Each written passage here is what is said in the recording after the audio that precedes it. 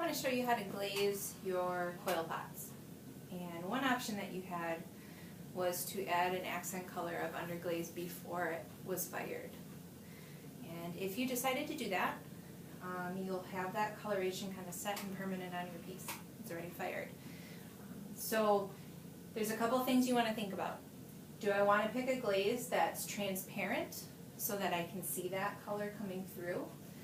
And you can tell that by picking any of our test tiles and looking at one side where there's a pattern. If you don't see the pattern, that glaze is opaque and it's not going to show that color coming through.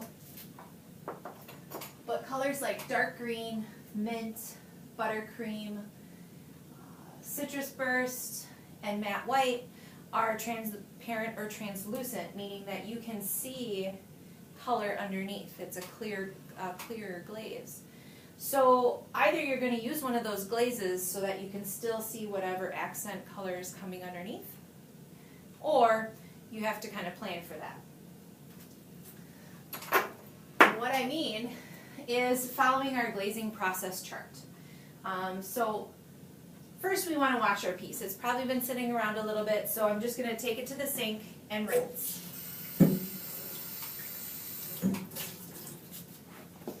Try to do this quickly so that you're not getting a lot of water absorbed into your piece, and you can see that it's starting to dry already.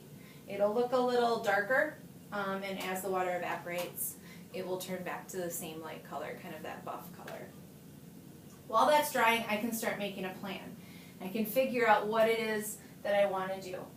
So step 2 is planning it out. So do I want to pick one of those transparent colors and just dip the whole thing? If you don't and you want that specific color to show, what you might want to do is brush on a clear glaze.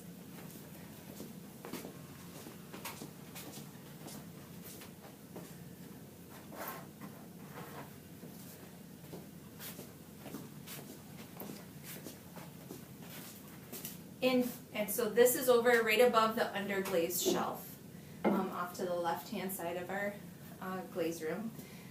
It says speedball, but it's the label says clear transparent. And so then you can apply a clear coat over that color, just like this student did. Right? 3 brush coats of clear will look good. Okay, but that's not it. You're going to want to make sure that this stays that color.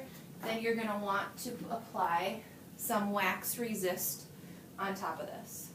And so you just take a brush and apply the wax resist to those areas that you wanted to stay just that color.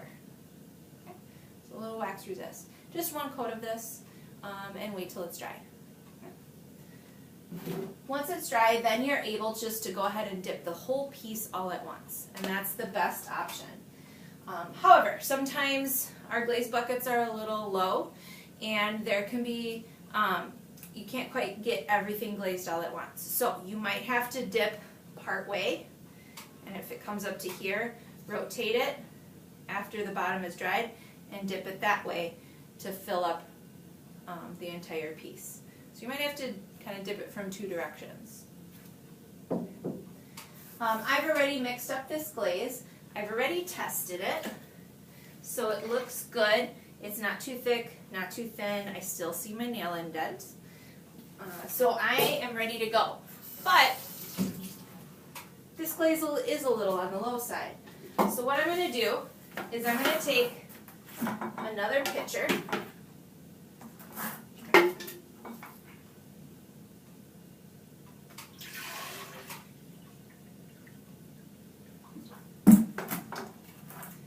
Fill it up with my glaze, and I'm going to pour my glaze into my piece and then around the outside. Okay? I like to do one and then the other, so it's a little easier to start with the inside first, and I'm just going to rotate it, try to do this evenly. And if you get a big goober like that, you can just take a small sponge and clean that off so that the color is going to go on evenly on the outside.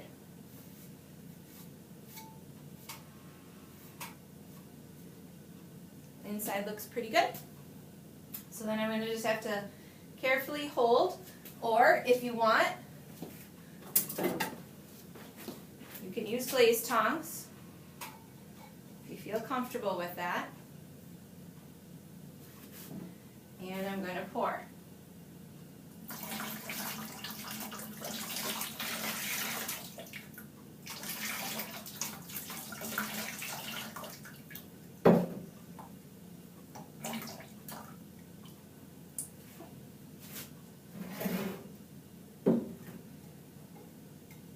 Just going to let that dry, and once that's dry, while that's drying I can clean up my spot.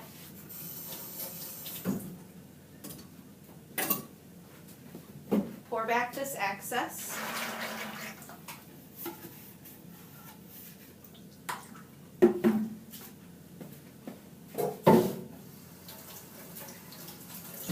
And since I use the glaze tongs,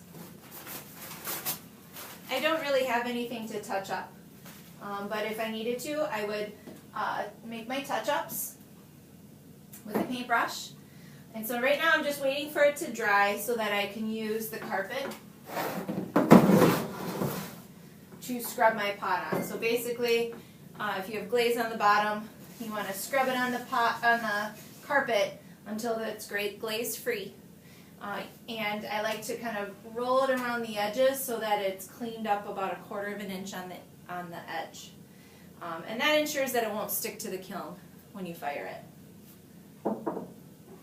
And after that, then we just want to make sure that our area is clean, and you can then put this into the kiln room. So, like that.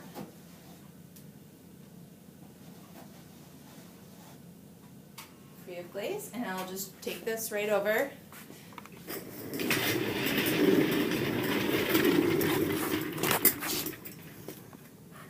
to the kiln room, and I'll put it on the shelf to get fired.